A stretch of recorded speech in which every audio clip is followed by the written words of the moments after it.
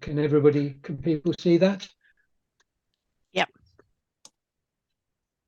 Okay, so I'm doing a sort of 10-minute introduction really around this topic, based on, I mean, I've been working as a freelance digital consultant in the not-for-profit sector for the last 30 years.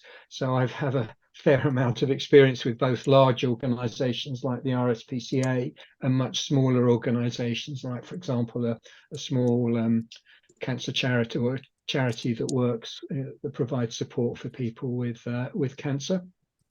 So it covers a wide range of projects. My focus really is on charities and not-for-profits that deliver services, complex services, and I help people go through the whole life cycle from what is it that we need through choosing the right system, and then normally I get asked to stay on and help with the actual implementation. So I had to live with the consequences of my decisions. The complexity journey person thing is about 5, 6, 7 years ago, I came across this concept of complexity theory, which is basically about working with messy problems. And I mean, that was the story of my life, that nothing is ever simple.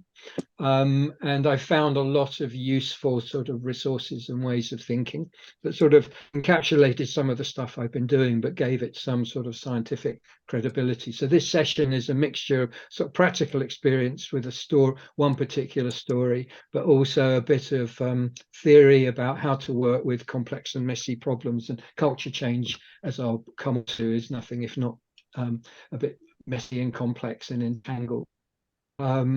Okay, so we asked you to think a bit about when change is difficult and when change is easy, and I think it's useful just to reflect very briefly on whoops, can we mute? Sorry. On some reasons why change can be resisted in organizations or can be difficult. I'm not going to go into the detail of this. If anybody wants to talk to me sort of separately afterwards about this, I'm always happy to have a quick virtual coffee.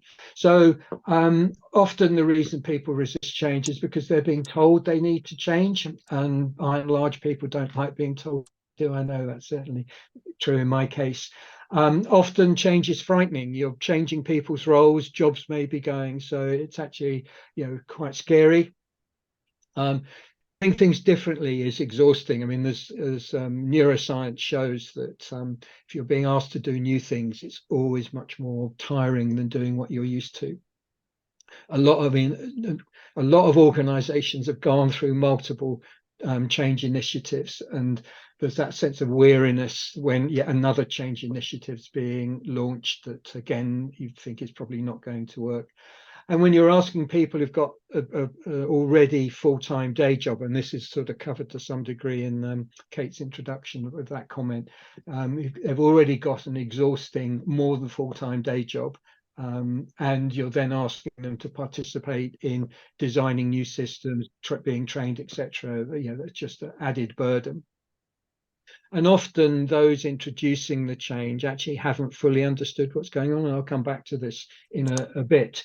So there's that sort of sense of they really don't understand what's involved here. And then finally that people react very differently to change. And there's a proportion of people for whom change is always going to be difficult. And it's sort of represented by this curve that probably most of you are familiar with. I mean, there are variations on this, an adoption curve, but there's a bunch of people up if my cursor will work, up this end, who are sort of change enthusiasts, love new shiny things, love the fact that things are continually changing. But there's a bunch of people down this end who are much more comfortable with routine. They like doing the same thing. They like rules and regulations. And for them, change is a much more challenging thing.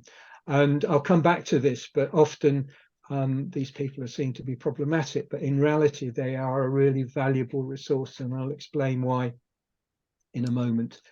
So I just want to look briefly at why people and culture is so important on a digital project, and why very often it's a people problem that is actually the thing that causes difficulties on a project, not the technology. I worked with a consultant about 20 years ago, and he said that often senior management have this sort of view of digital initiatives. We're going to buy this digital solution and it's going to revolutionize how we work, and we're going to get all these benefits. And it's by pressing some big red button that all of a sudden we're going to get these benefits. And I think there's a growing realization in most organizations that that's not the case. And there is a different model. And looking at it, the way I see it is that typically, for a digital initiative to actually deliver benefits, you're going to have to change the way people work. Just simply re-implementing what you're doing already with digital support will deliver limited benefits. And that's going to have an impact both on people and on the relationships. And the way people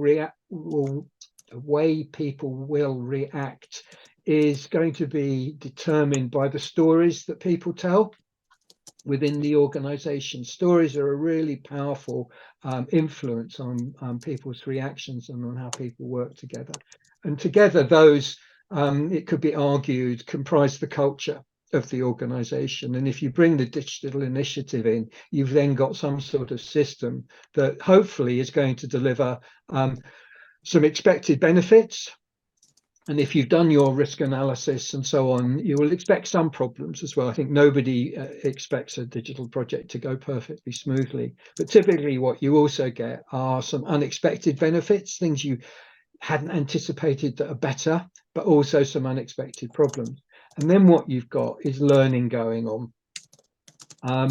And typically what then happens is, and again, we heard from Gavin, how when he implemented the Salesforce system, what didn't turn out to be exactly what they wanted. So we need to think about the digital initiative, but also everybody in the organization will have learned from this process and probably adjusted their views.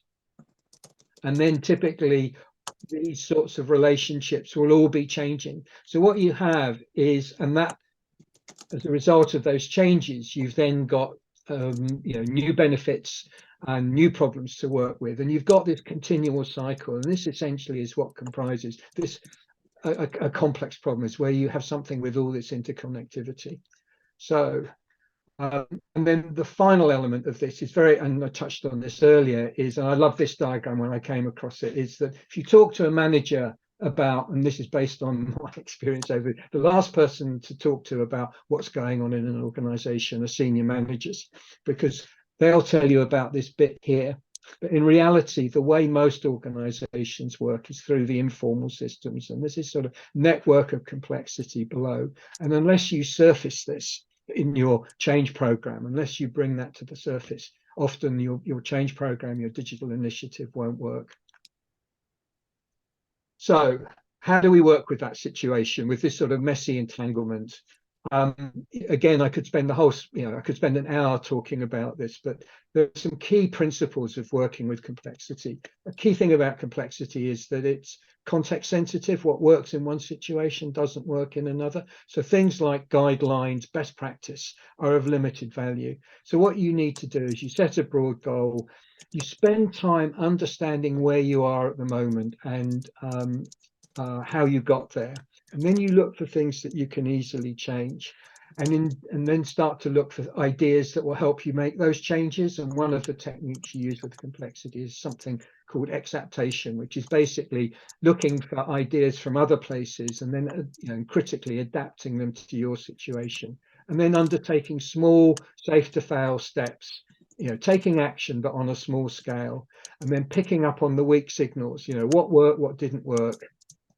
The key thing about all of this is that initially you're living with a lot of uncertainty. You don't know what the solution is going to look like, but you're learning from what works and what doesn't work, and you're adjusting what you do in the light of that experience. And the key thing with this approach is that the solutions will emerge, and they're based on this. They're based on what is working and what's not working for you in your organization. So you're building something that has a degree of resilience. What I want to talk about briefly is one technique that I came across 2 or 3 years ago called Adaptive Spaces, and it turned out that what I'd actually been doing actually has a name, and this is based on the work of Mary Albeen and Michael Arena, and I'll put some links to the in the resources section of the meeting document to some videos and books on this topic. What I want to do is just talk briefly about a project I worked on a few years ago. It was a case management system in an organization that was delivering services to people with sort of complex and changing needs. And we wanted to build a system that not only delivered information to senior management and external stakeholders, but which also made the life of the frontline staff better and enabled them to do a better job by providing like a summary of the situation for the client they were working with on the screen when they opened up the case record, rather than having to trawl through large amounts of notes. And what we did, it was 3 organizations, 6 teams with 200 people. We pulled out a design group across those 6 teams, and we involved them right from the start. We had these ideas about how we might deliver the objective that I described, but there was a lot of puzzlement, I think, initially about how this was going to work. But what we did before we did anything else was we spent time bringing people together, talking about how they did their work, trying to identify both common themes and understanding the differences between the teams, because each team had different problems that they needed to solve, and they'd solve them in different ways. And what we did was we built some very rough prototypes. They were very, very rough, but we brought people in, we sat them in the room with the developers, and we gave them an opportunity to try it out. And we went through this process several times, and then we ran a hands-on trial in one of the teams, where we actually put on some real cases and sat with the staff and saw what was working and what wasn't working. And initially there were a lot of conflicts and there was quite a lot of negativity. But over time, a workable solution. We listened to what people were saying. They started to understand some of the ideas that were being brought into the room, and essentially a solution started to emerge that people felt was going to be workable and would help them do their job better. And the design group became a lot more positive about the system and became genuine advocates for the new system. And I'll show a diagram in a bit that sort of describes that process. And the key point about this was that it was a dynamic process, that our original idea was changing, the people that were involved were changing, their working relationships were changing, the stories that they were telling were changing. Stories are such a powerful tool here, but it was all interlinked, and we didn't know when we started out how exactly it was going to turn out. And it turned out that when I came across this concept of adaptive spaces, I thought, actually, that's what we created. And what Mary Albeen argues is that essentially, in most organizations, you've got people doing the day job, and you've got people coming up with the ideas. And very often, there are significant differences of view. And what you need to create is a space where you can bring those people together, and through a process that she describes as conflicting and connecting, they work together through this action-based experimental where you build stuff, see whether it works and learn from it. You create this adaptive space and you get this emergence, you get a solution that is actually working for everybody that emerges as a result. And this is this is a network diagram that I've nicked from this guy, Ed Morrison, who's another thinker around complex problems. And this shows how you start off with a small group of people and you work together and you start to build something. And those people go back to their teams and they start talking to their teams. And they're both talking about the ideas that are coming out of this group, but also listening and getting the feedback and bringing it back to this group. And then those people go and talk to their wider network. And a key element here is the importance of trust, that you pick people here who are trusted by this wider network. So just very quickly to summarize, the key components are, and this is, Alex is going to focus us on this in the next session. It's all about building effective human connection, building trust, finding ways of engaging. Listening is absolutely critical to this process, and it's picking up on the weak signals, understanding what's working and what's not working. Some sort of co-creation process where it's safe to have conflict, but you're looking for common themes. And through a process of practical experimentation, learning through experience, you get this emergence working that hopefully delivers something that is stable and that's appropriate to your particular context. And I'm done. So I'll stop sharing. There'll be an opportunity for questions and things at the end. I'm going to hand over to Alex now, if you want to take over, Alex. Can you hear me? And can you see my slides? Amazing. Thank you so much, Richard. That was really lovely, and I made loads of notes. Yeah, I think this already captures what we're talking about. I'm Alex, and I'm change curious. So my background is going to hopefully help us to make this a very practical work session. My plan is to introduce two super simple tools, well, they're kind of three tools, and I would love for you, if you feel they could help you, to go out and test them and give me feedback of how you get on with them. It is all about helping teams move into digital change, and I think we all do it every single day. This is me. I think I was about 10 years younger then, but I think I can just about still wing it. I'm a coach, and I work with teams and leadership, and I always work about change. And that means actually that I coach pretty much everything, because as humans, we're in constant change. And I am very, very aware of some of the language that has been, living within us. So the language, humans are not good with change, which I challenge massively. We change 450 times every day in certain things. Some change is harder to manage than others. We're going to talk about that. I also do strategy facilitation. I don't believe that strategy should be something that is developed behind closed doors. So I develop co-creation spaces to develop strategies together. And then I do organizational design and organizational counseling. And sometimes it is very much that is about organizations starting to listen to each other rather than just talk at each other at great speed. This is where my passion points lie. I have studied social science. I am an organizational psychologist. I am not an acting psychologist. I'm not interested in that. I'm absolutely interested in humans, and messy relationships. I love that humans are inertly creative. And I love what Richard said, that actually most of our job is to help teams reveal themselves. All you need to do is you help to get the team to understand what is actually happening right here, right now.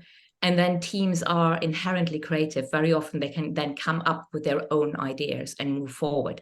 And that's also applicable when they manage or try to manage change. And then I love technology, transformational technology. I was head of digital in 2 roles. I was head of innovation in a role. And I really love that interspace in between. I hate working on my own. I'm not good working on my own. I'm neurodiverse. I have ADHD, which means I have to do 5 or 6 things at the same time to keep going. If I only do one thing, I drop the ball. So I am a coach with the DOT Project.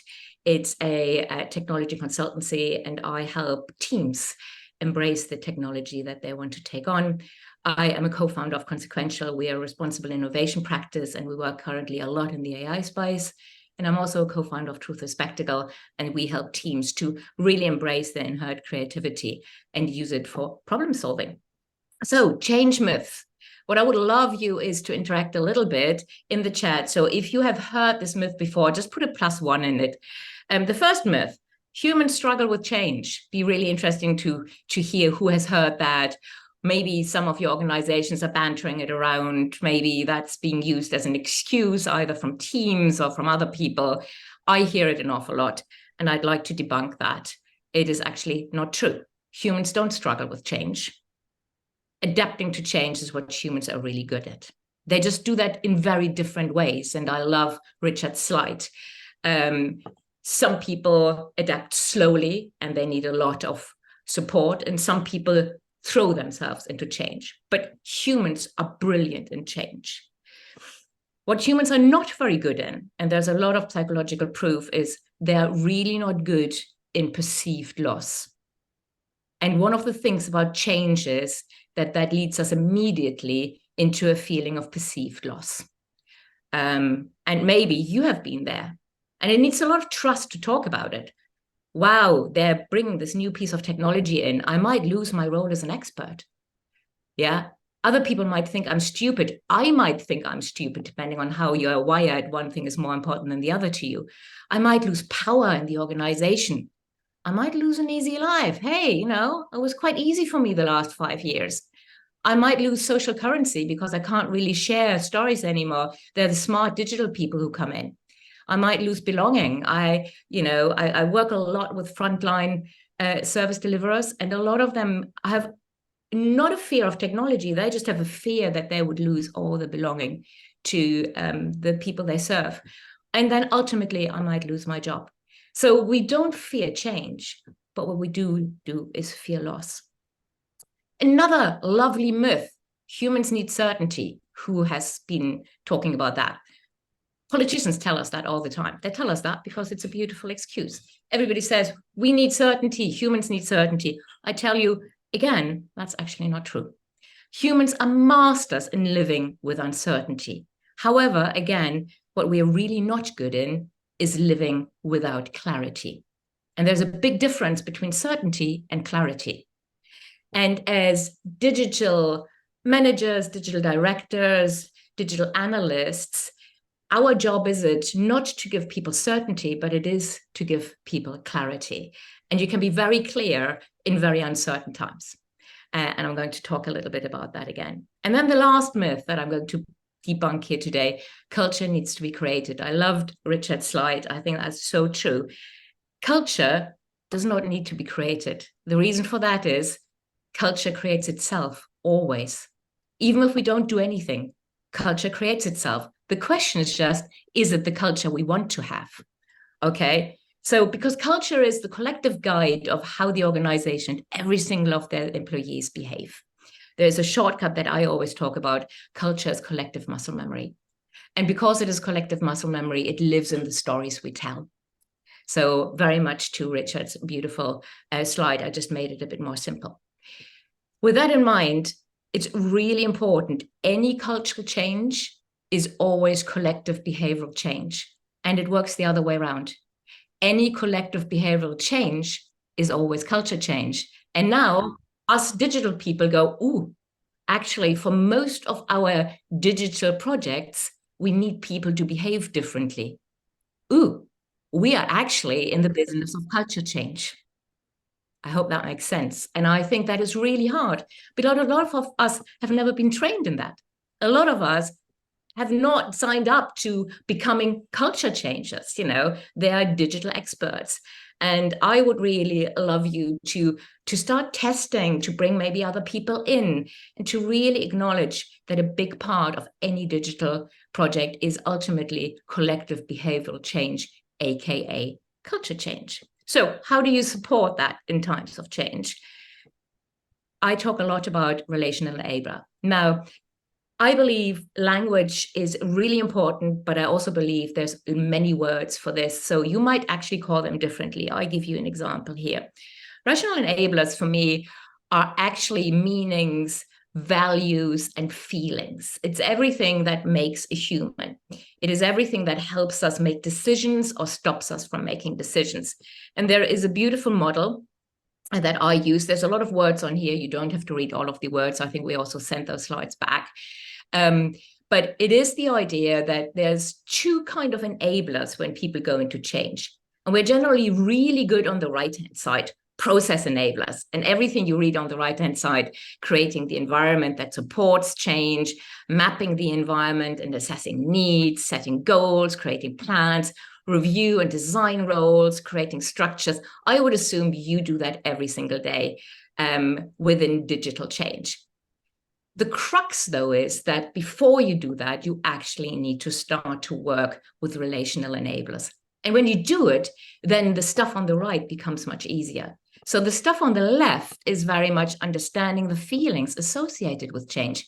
Have you ever asked teams, how are you doing with change? Because we all address change differently. And one of the tools I'm going to introduce to you is a playful way of getting that information. The other one is honoring loss. Remember, people are okay with change. We dress it differently, but we're kind of okay with it. But what we are not okay with is loss. So you need to give people the space to acknowledge loss and then move them forward. How can you do that? The next one is actually understanding the many roles that people can contribute together. We don't have time today to talk about it, but in a changed environment, people need to step into different roles. And I don't just talk about job descriptions. I also talk about roles as in moments of change, we might need some people who are a bit more careful. They step in as carers. We might need somebody who steps in as a motivator. We might need to step somebody in who comes in as a sense maker. And we might not need somebody who is there as a constant challenger. So also being very aware of the social roles that are needed in the team. And then last but not least, finding ways of actually collectively letting go of old ways and become open to new ways. And I love adaptive spaces. I think that's a great space in how to do that and where to do that. So what we're going to do now is we're going to have a poll, and I'm going to ask Kate to help me on that one. So if you could vote for yourself, do you build relational and process change enablers into your digital programs? And then there's a couple of answers. We don't really think about change management needs. We think about change management needs, but we don't build it in actively. We focus on process enabler, and we have experience with relational enablers, and we design both. And remember, you might not call them process enablers or relational enablers. It's just a very nice headline for each of those, but you might have done some of the activities that are on that beautiful slide. And I love what I'm already starting to see, which is the crux. A lot of people think about change management, but don't actively build it into design projects. And you have to build it in, because if you don't build it in, it will not happen. Yeah. So there's 5% who say we actually actively design both relational and process enablers in, which is fantastic. I would love to hear from you. 20% say we are experimenting. 25% go, yeah, we're really good at process enablers. 50% go, we think about it, but we don't we don't design it in. And I think that is the experience that I have a lot of times. So makes sense. If you have any questions about these relational enablers, please talk to me. But I think what I would now love to go is do a poll to start to look deeper into those relational enablers and to go, what of those have you already started to play with? So we are going to go into the fact that these relational enablers really equip teams for collective change. They're just a space where people can start to talk. And remember what I said earlier on. It is all about make the team visible to the team. We often assume so many things about the people that sit within our team, but we don't know. So as a change manager, you have to give space for the team to learn about itself. It sounds really obvious, but remember, 50% of you think about it, but they don't design it into your processes. And when things need to happen quickly, everything that isn't designed in your process will just not happen. And that doesn't mean that you don't want it to happen. I believe you. I've been there so many times. It just falls by the wayside. So my plea is build it into your plans. So for teams to change together, they need to really create this collective awareness of how they operate and change together. And they need to be very honest about that. And for me, the most important thing is to normalize it. It's absolutely normal to be a skeptic. It's absolutely normal to be an enthusiast. It's absolutely normal to need time. All of these are normal behaviors. We just need to know that of each other, because if we don't, we assume, and then very often not very good stuff happens. So poll 2, Kate, if you could launch that one. Again, just want to feel the note. So which of these relational change enablers have you experimented with the help of the team? And you might, as I say, use different language, but I'd love to hear, have you experienced or experimented of how to figure out the feelings associated with change? Have you done any of that? Have you tried to understand the many roles that people can contribute together? And again, I don't talk about job descriptions. I talk about social roles. Do we need the role of a challenger here? Do we need the role of a carer here? Do we maybe need the role of a hospice worker, somebody who puts an old technology to bed, who holds an old system while a new system is being developed?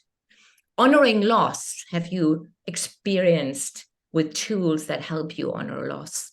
And then have you experienced on dreaming? I talk a lot of dreaming in my practice, which is very weird because I'm a very rational being. But the reason for dreaming is that dreaming allows people to talk openly. For me, dreaming is actually a kind of reality. It is just a perceived reality. It is not necessarily consensus reality. This is a glass. That's consensus reality. But a dream it has already shapes, and at the moment of the dream, it is real. So when I talk to people about business plans, I always remind them a business plan is a dream. It's not real.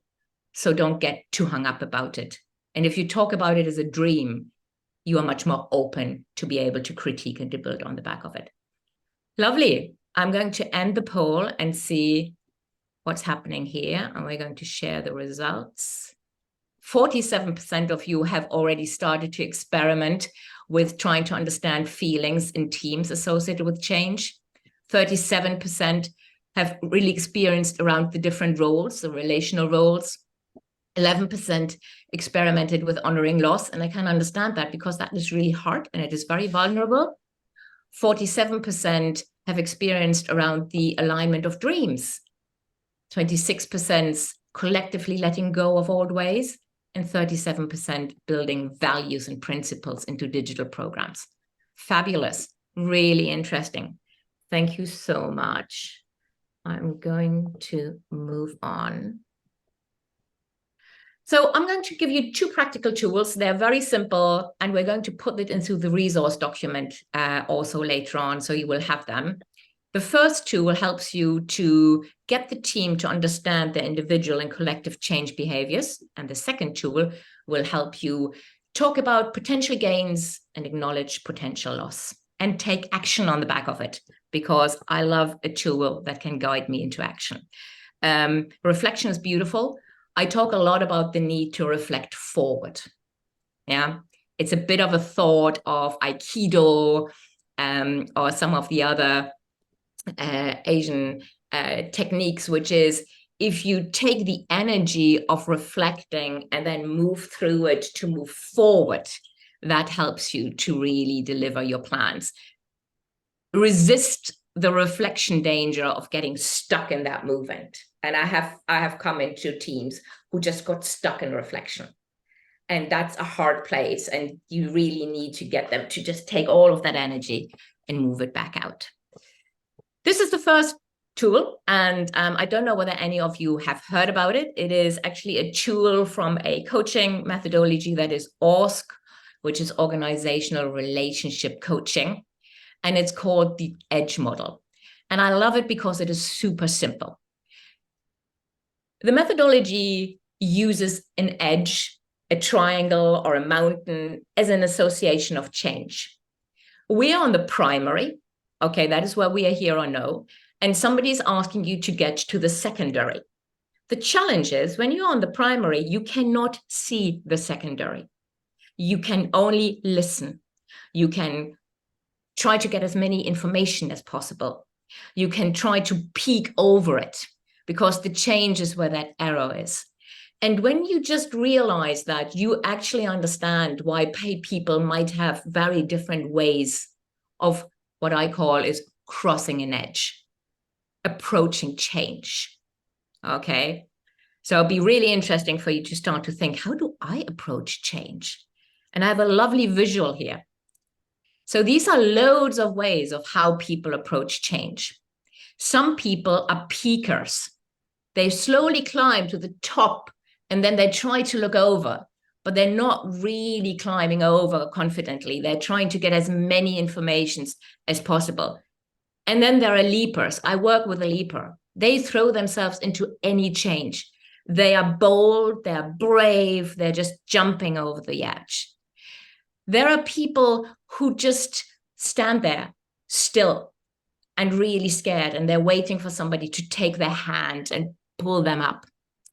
And then there's a really important part. See on the top, there are two people dancing. And when you understand that, your life as a digital manager will become so much easier, because most people will dance on the edge.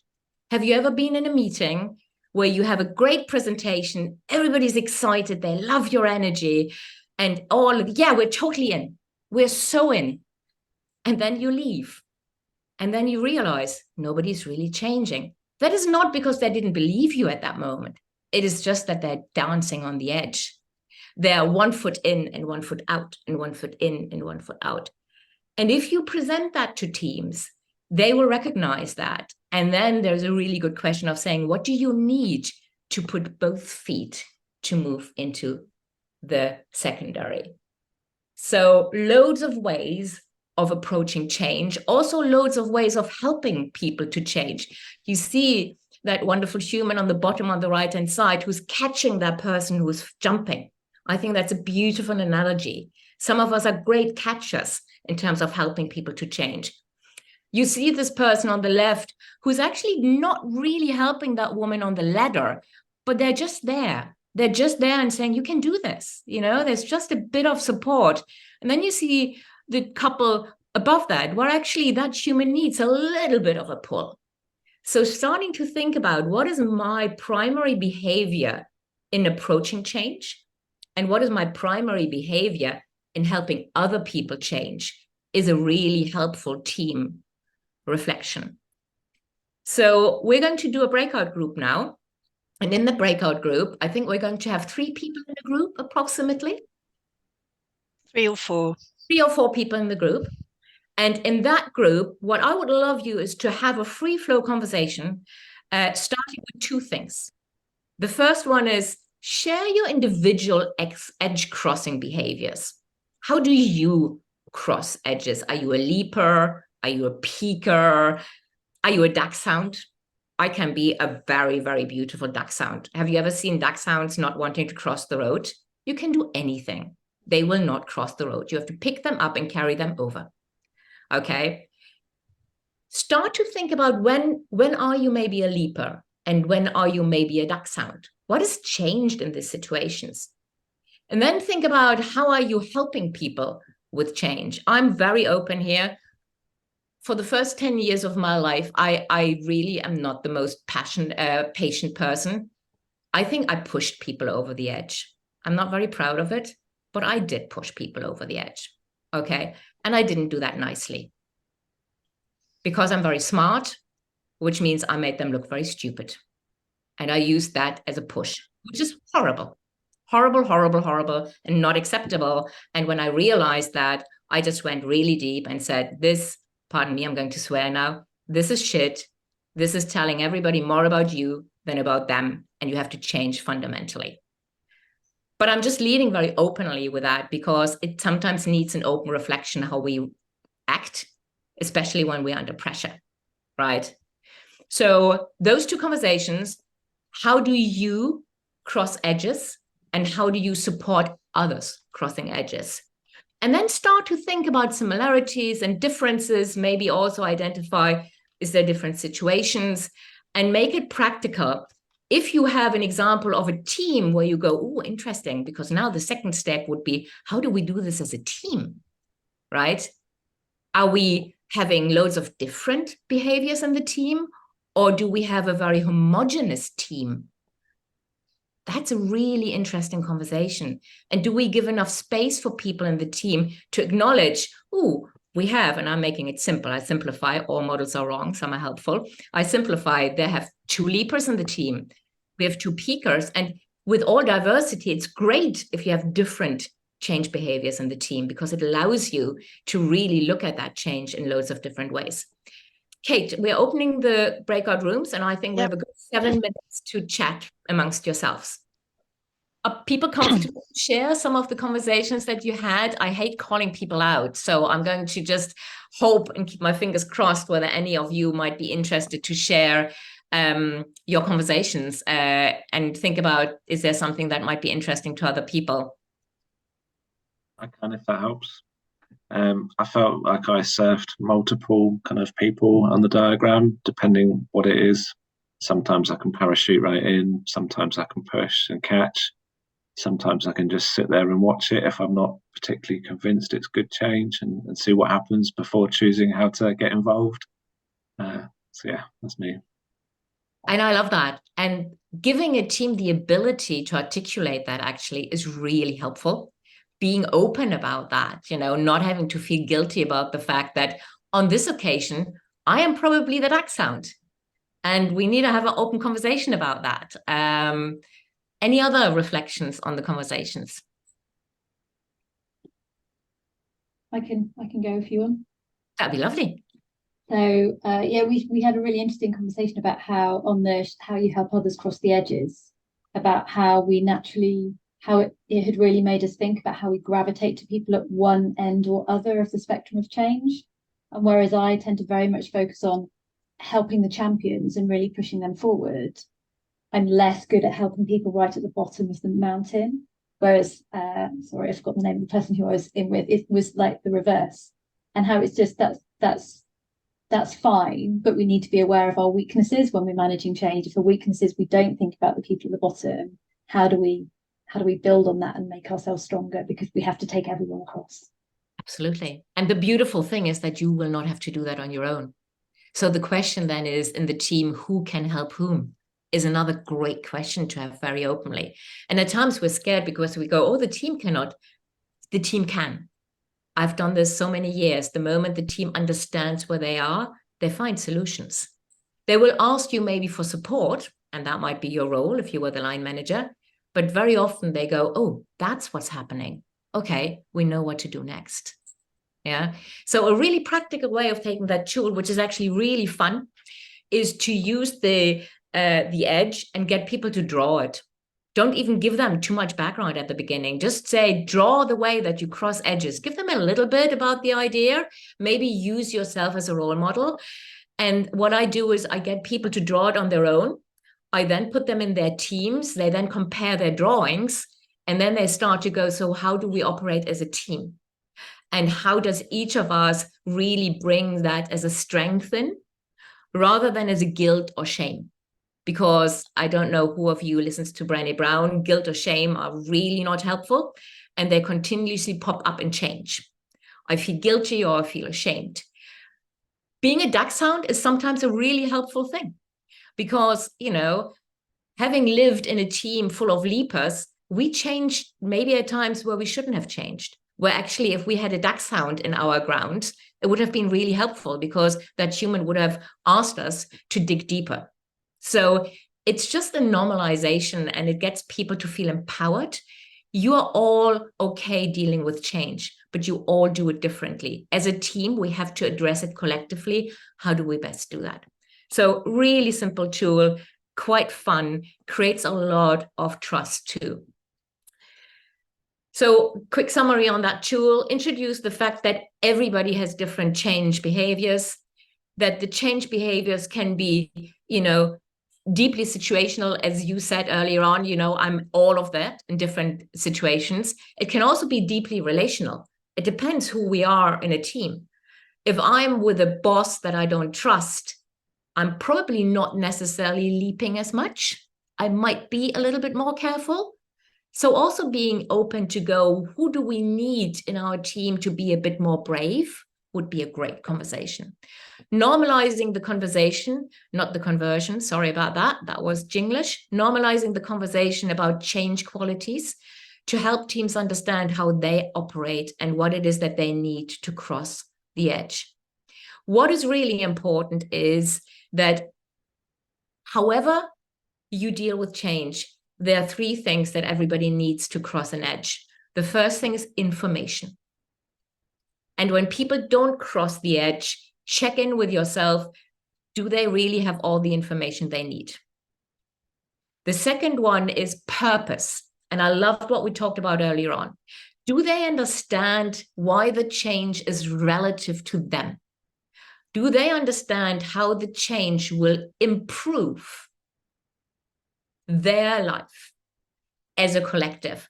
Again, sometimes we haven't been really clear about that.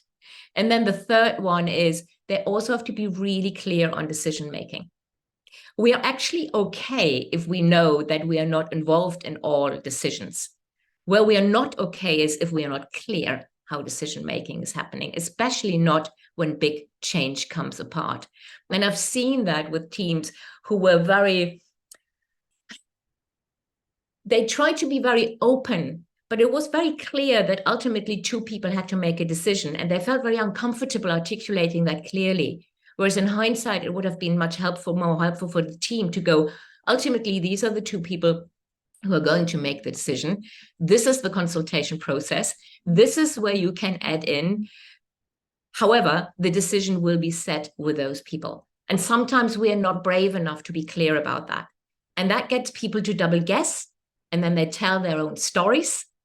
And then they're starting to really turn potentially again into dachshunds. And I really like dachshunds. This sounds like dachshund bashing. It isn't. It's just not very helpful in change.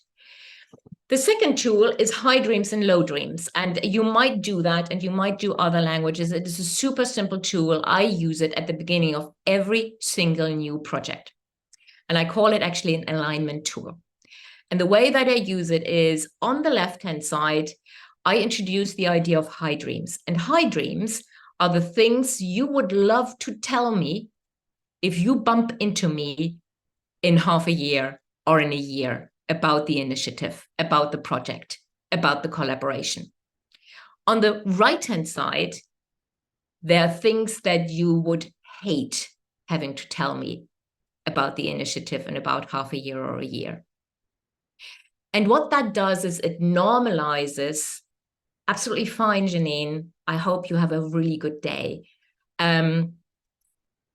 I think what it does, it is normalizes that as humans, we can hold high dreams and low dreams at the same time into our heads. And in a society where there's more and more extreme, you're either this or you're that, and if you're that, you can't be that, people start to become really careful. This canvas allows them to go, actually, I totally believe that we will be faster, and I also really fear that I will be looking stupid. And the beautiful thing is that the next step that you're going to do is to go, okay, so how can we then design for the high dreams? And what could we do to design to mitigate the low dreams? That would be how you take that canvas into an action point. And then you can translate it into how might we's if you want to, and build proper little action points against it. But what you also can do, which I love in a minute, is to combine it with the first tool. But before we talk about that is, in this canvas, introduce dreaming as a language that describes potential realities. It's a lovely way of talking about it. Everybody can dream, and your dreams are right. Are they the only reality? No. Give equal space for potential hopes and potential fears. Time box it. This exercise has to be time boxed, otherwise teams go into deep reflection circles. I would always start with the hopes, and then I would go into the fears, and then I would go immediately into how can we design for hopes, how can we design to mitigate fears. When you design to mitigate fears, what you will see is also there will be fears that you cannot design to mitigate. That is uncertainty. And also having a team view of what is uncertainty is very helpful. It's not a risk register. That's another thing. But it can work alongside the risk register. Emphasize the diversity of views. It's different dreams. You come from different parts. And then check through that canvas throughout the program. So we have this canvas always on mural, and we check in it depending on how long the program is. When we do 2-year programs, we check on it every 2 months. And we see what of that has come true. What of that, how are we feeling now? It's a really helpful tool to realize where we are. When you want to combine tool 1, edge model, and tool 2, you can do this. So you do firstly tool 2, high dreams, low dreams, and then you have your second canvas. What edges exist? Where do we have to climb? And then how are we going to cross those edges? So you have high dreams, low dreams, and then you go, what edges exist and how do we cross those? So examples, this is actually a real example from a charity that I did that with, who were in a massive change project, which was introducing technology into frontline services. And they articulated, we will not be the only experts anymore. Data will flow across the organization and people don't have to ask us anymore. And whereas we think it is burdensome to be asked, we also love to be asked. So there was a real edge to move to not feeling the expert anymore. People were really concerned about the fact that they would have to learn the technology, and frontline is all about speed.